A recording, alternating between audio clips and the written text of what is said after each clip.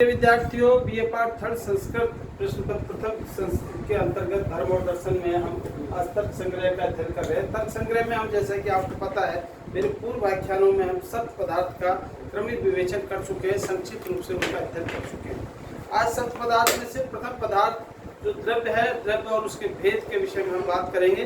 द्रव्य भेद में भी हम कल पृथ्वी नामक द्रव्य का हम कल विवेचन कर चुके हैं, उसका हम अभिप्राय कल मैं बता चुका हूं, किंतु फिर भी आज नव द्रव्य विवेचन के अंतर्गत मैं पृथ्वी से ही प्रारंभ करता हूं कि पृथ्वी नामक द्रव्य क्या है।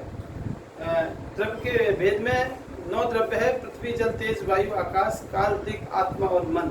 ये 9 द्रव्य है। 9 द्रव्य से प्रथम द्रव्य कौन सा है आपका? पृथ्वी। और पृथ्वी की परिभाषा क्या है? पृथ्वी का स्वरूप कैसे पहचाना जाता है दृश्य रूप में? तो वो उसके लिए तर्क संग्रहकार अन्नम भट्ट कहते हैं कि गंधवती ही पृथ्वी, अर्थात जिसमें गंध नामक पदार्थ समवाय रूप से रहता हो वह पृथ्वी नामक द्रव्य है। और वह भी, जैसे कि मैंने कल बताया, वह भी 2 प्रकार का होता है, नित्य और अनित्य। नित्य परमाणु रूप है और अनित्य कार्य रूप है। इसमें नित्य परमाणु रूप अर्थात जिसकी सत्ता त्रिकाल में रहे, ये नित्य और अनित्य को आपको, ये 5 जो द्रव्य है, इसमें आपको सही ढंग से इसको समझना होगा। पृथ्वी, जल, तेज, वायु और आकाश, ये 5 जो द्रव्य है उसमें नित्य और अनित्य दोनों 2 तरीके से विभाजन है। इसको आपको सही ढंग से समझना होगा कि नित्य किसको कहते हैं, अनित्य किसको कहते हैं। नित्य वह है जो नष्ट नहीं हो सके, वह नित्य है। जिसकी सत्ता त्रिकाल में अर्थात भूत, वर्तमान, भविष्य तीनों कालों में जिसकी सत्ता रहे वह नित्य है। और अनित्य वह है जो नष्ट हो जाए और नष्ट हो सके, और जो अनित्य कार्य रूप है, अनित्य कार्य रूप है, जिसे पृथ्वी को फिर पृथ्वी नामक इसको पुनः, जैसा कि मैंने कल बताया था, 3 भागों में विभाजित किया गया है। पहले तो 2 भाग में नित्य और अनित्य, और नित्य का 3 प्रकार से विभाजन है: शरीर, इंद्रिय और विषय। इस प्रकार से इसका विभाजन किया गया है। तो आज हम पढ़ेंगे जल। अब जल नामक द्रव्य की परिभाषा करते हुए अन्नम भट्ट कहते हैं, शीत स्पर्श व्यत्यय आप है, जो शीतल स्पर्श वाला है, जिसकी अनुभूति किस प्रकार से की जाती है? जैसे कि आप कोई शीतल पदार्थ की जब अनुभूति करते हो तो आपको स्वतः ही ये लगता है कि ये जल है, अर्थात उसमें उसको छूते ही, उसका स्पर्श करते ही उसमें शीतलता नामक गुण है, वो समवाय रूप से जिसमें विद्यमान है, वह जल नामक द्रव्य है। अब जैसे आप ये तो प्रैक्टिकल है कि जल का मूल रूप शीतलता ही है। शीतलता अर्थात ठंडापन। ये जैसे कि आप कहोगे सर नहीं, गर्म भी होता है, जल्दी गर्म होता नहीं है, उसको गर्म किया जाता है। यह अन्य पदार्थों के मिश्रण से वह जल गर्म होता है अथवा ठंडा होता है। जैसे अम्ल वगैरह होती है उसमें, तो वो उससे कोई भी रासायनिक पदार्थ जल में डाल देते हैं, उससे वो गर्म हो जाता है। कोई भी रसायन डाल देते हैं, उससे वो ठंडा हो जाता है। लेकिन जल का जो मूल स्वरूप है वो शीतल स्पर्श वाला है। इसलिए जल की परिभाषा देते हुए अन्नम भट्ट कहते हैं, शीत स्पर्श व्यत्यय आप है, अर्थात जिसका स्पर्श शीतल है, अर्थात जिसका स्पर्श ठंडा है, वह जल नामक पदार्थ है। जिस प्रकार से पृथ्वी नामक पदार्थ द्रव्य का भी 2 प्रकार से विभाजन किया है, नित्य और अनित्य रूप से, उसी प्रकार जल नामक द्रव्य का भी 2 प्रकार से अन्नम भट्ट ने विभाजन किया है: नित्य और अनित्य। नित्य वही परमाणु रूप अर्थात जो जिसकी सत्ता त्रिकाल में रहे, और अनित्य कार्य रूप अर्थात जिसको नष्ट किया जा सके। अब नित्य परमाणु रूप जिसके आप H2O जो साइंस में कहते हैं, जल को H2O कहते हैं। H2O जो होता है तो वो उसकी सत्ता जो रहती है वो हमेशा रहती है। उसको जैसे आप ये नहीं कि तरल पदार्थ को ही जल कहते हैं, एक विशेष मिश्रित रासायनिक पदार्थ से युक्त वो पदार्थ है जल, जिसको H2O वैज्ञानिक भाषा में H2O कहते हैं, संस्कृत की भाषा में उसको जल कहते हैं, आपे कहते हैं। लेकिन उसका जो सत्ता है वो त्रिकाल में रहती है। आप देखिए, आपको उसको छोटा सा उदाहरण देता हूँ, चाहे कितना भी गर्म या ठंडा वातावरण हो, लेकिन आप यदि थोड़ी सी देर ऐसे अपने हाथों को भी यदि आप इस तरीके से बंद मुट्ठी कर लोगे तो आपको जल का स्वरूप स्वतः ही सामने आ जाएगा। और इस तरीके से जैसे उसको खोल दोगे तो आप वो स्वतः ही सूख जाएगा। या आपने देखा होगा गाड़ी में जब आप एसी चलाते हैं तो जो शीशा है, शीशे के सामने ऐसा लगता है कि अभी तो कुछ भी नहीं था, इतना गर्म हवा चल रही है, जल की कोई मात्रा ही नहीं है। एसी चलाते ही पूरे जो एसी की जो गैस है उसमें वो जल नामक पदार्थ नित्य रूप से रहता है, तो वो उसका स्वरूप तरल पदार्थ के रूप में स्वतः दिखाई देने लगता है। तो नित्य जो कहा है, नित्य अर्थात जो परमाणु रूप है, जिसका रूप परमाणु के समान, परमाणु वह है जो कदापि नष्ट नहीं किया जा सकता, अर्थात जिसकी सत्ता त्रिकाल में रहती है।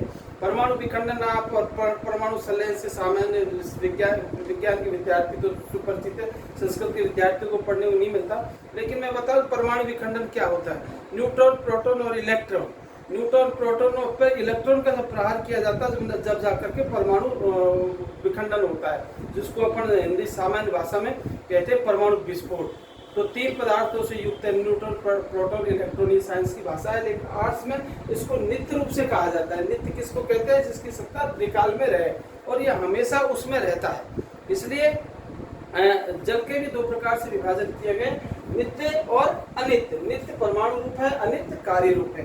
कार्य रूप से अभिप्राय है जिसको प्रत्यक्ष से देखा जा सकता है, जैसे समुद्र का जल है, घड़े का जल है, पानी नल का जल है, किसी का भी जहाँ भी नीर आपको तालाब का जल है, ये कार्य रूप है, अर्थात इनको प्रैक्टिकल रूप से आप देख सकते हो।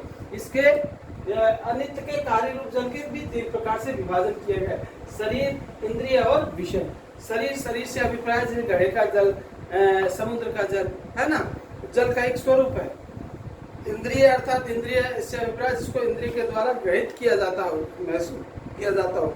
जैसे आप शरीर के थोड़ा सा पानी का ठंडा वो छींटा देते हैं तो आपको शीतल या गर्म स्पर्श वो महसूस होता है।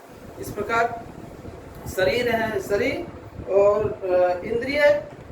तो इंद्रिय से अभिप्राय जैसे आप किसी पदार्थ, जैसे खाना खाते हो तो आपको, जैसे मिठाई खाते हो तो आपको मिठास महसूस होता है, कड़वा पदार्थ खाते तो कड़वा पदार्थ महसूस होता है। तो इस प्रकार जो रसेंद्रिय है उसको इंद्रिय जल के रूप, और विषय है, विषय किस प्रकार से इसको महसूस किया जा सकता है? जिह्वा वगैरह के माध्यम से, मुंह के स्वाद के माध्यम से इसको ग्रहण किया जा सकता है। इस प्रकार जल को भी 2 प्रकार से विभाजित किया गया है। अब दूसरा द्रव्य जल। जल शीतल स्पर्श वाला होता है, 2 प्रकार का होता है, नित्य और अनित्य होता है। नित्य परमाणु रूप है, अनित्य कार्य रूप है। अनित्य के 3 प्रकार से विभाजन है, शरीर, इंद्रिय और विषय। अब तीसरा द्रव्य आता है तेज। तेज किसको कहते हैं? तेज अर्थात ये जो आप जानते हो अग्नि वगैरह का जो स्वरूप दिखाई देता है, ताप का स्वरूप, सूर्य की ताप का स्वरूप दिखाई देता है, महसूस किया जाता है, वो तेज है। तो अर्णम भट्ट दर्शनकार इसको तेज के लिए कहते हैं। उष्ण स्पर्श तेज है कि उष्ण स्पर्श वाला तेज है। उष्ण यानी गर्म, और जो कैसे में गर्म किस प्रकार से महसूस होता है? जो स्पर्श से जिसका उष्ण रूप महसूस होता है वह तेज है, अर्थात स्पर्श करते ही जिसका गर्म स्वभाव महसूस होता है उसको तेज कहते हैं। और ये तेज नामक द्रव्य है। उष्ण स्पर्श से वह क्या है? वह तेज है, उष्ण स्पर्श वाला तेज है। और ये भी वही दो प्रकार का होता है, नित्य और अनित्य। नित्य वही परमाणु रूप है और अनित्य वही कार्य रूप है। नित्य का अभिप्राय है वो जिसकी सत्ता त्रिकाल में रहे, अर्थात जो हमेशा सदैव जिसका मूल स्वरूप विद्यमान रहे। जैसे सूर्य का तेज है, वो त्रिकाल में रहेगा, पहले भी था, वर्तमान में भी है और भविष्य में भी रहेगा, तो वो नित्य तेज है। और अनित्य तेज क्या होता है? जैसे कोई अग्नि जलाई आपने, उसमें पानी डाल दिया है ना, जैसे चूल्हे की अग्नि है ना, और भी किसी प्रकार से आपने लकड़ी में पानी डालते हो ठंडा हो जाता है, तो वो अनित्य है। इस प्रकार तेज भी 2 प्रकार का होता है, नित्य और अनित्य। नित्य परमाणु रूप है और अनित्य कार्य रूप है। फिर पुनः उसी प्रकार से जिस प्रकार से जल के 3 प्रकार से विभाजन है, शरीर, इंद्रिय, विषय, इसी प्रकार तेज के भी वही अनित्य तेज के भी 3 प्रकार से विभाजन है। शरीर आदित्य लोक में अर्थात सूर्य लोक में इसका शरीर माना गया है तेज का। और इंद्रिय किससे महसूस होता है?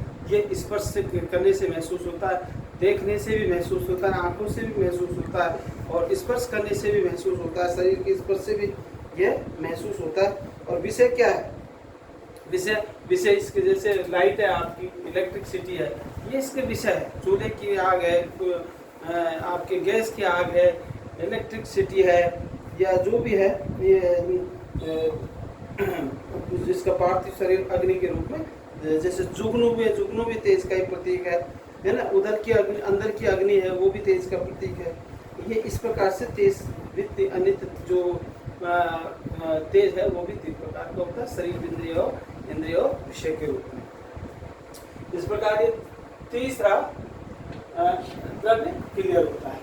अब आता है चौथा द्रव्य वायु। अब वायु द्रव्य क्या है? वायु को आप कैसे महसूस करते हैं? एकदम कभी कभार आपको लगता है कि हवा बंद हो गई, आप तुरंत बिलबिलाने लगते हैं, कहने लगते हैं कि बहुत ज्यादा गर्मी पड़ रही है, हवा बंद हो गई, और हवा चालू हो जाती है। जब किससे महसूस होता है? आपके शरीर की जो त्वचा का भाग है, आपके शरीर में जैसे ही हवा का संचार होगा तब आपको सबसे पहले अपने शरीर की त्वचा के माध्यम से पता चलेगा कि ये हवा है। इसलिए इसको परिभाषित करते हुए अन्नम भट्ट कहते हैं रूप रहित स्पर्शवान वायु, जो कैसी है? जिसमें कोई न तो रूप है ना, कि कोई स्वरूप नहीं है, उसको आप देख नहीं सकते। हवा का कोई स्वरूप नहीं है, हवा को आप देख नहीं सकते, तो उसके लिए कहा गया है रूप रहित स्पर्शवान वायु, कि जो रूप रहित है और जिसको किस प्रकार से महसूस किया जा सकता है? स्पर्श से जिसको महसूस किया जा सकता है, वह वायु नामक द्रव्य है, जिसका कोई निश्चित रूप से कोई रूप नहीं है। वह वायु नामक द्रव्य भी वही, उसके भी दो प्रकार से विभाजन किए गए, वही नित्य और अनित्य। वही नित्य परमाणु रूप है और अनित्य कार्य रूप के भी तीन प्रकार से विभाजन है, शरीर, इंद्रिय और विषय। इस प्रकार से इसके तीन प्रकार से विभाजन किए गए। शरीर कौन सा? शरीर तो इसका वायु का शरीर तो वरुण लोक में माना जाता है, और इंद्रिय इसके जो है स्पर्श है, त्वचा नामक इंद्रिय है, ये आप इसके विषय है, वो इस इंद्रिय है।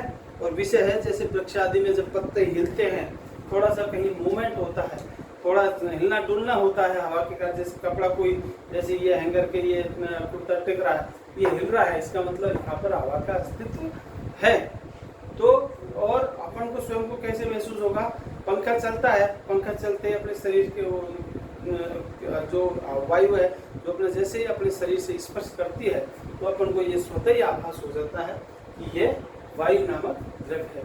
तो इसकी संक्षिप्त में जो परिभाषा दी है अन्नम भट्ट ने, वो यही कहकर के दिया है रूप रहित स्पर्शवान वायु, अर्थात जिसमें न कोई स्वरूप है, लेकिन जिसको स्पर्श मात्र से अनुभूत किया जाता है, महसूस किया जाता है, जिसको पहचाना जाता है, जिसका कोई आकृति नहीं है, लेकिन आकृति नहीं होने के उपरांत में भी त्वक नामक इंद्रिय, त्वचा नामक इंद्रिय के माध्यम से जिसका आभास किया जाता है, जिसका स्वरूप स्पष्ट होता है, उसको हम वायु नामक द्रव्य कहते हैं। इस प्रकार से ये चार द्रव्य मैंने आपको क्लियर कर दिया है, पृथ्वी, जल, तेज और वायु। अब पांचवा द्रव्य आता है आपका आकाश।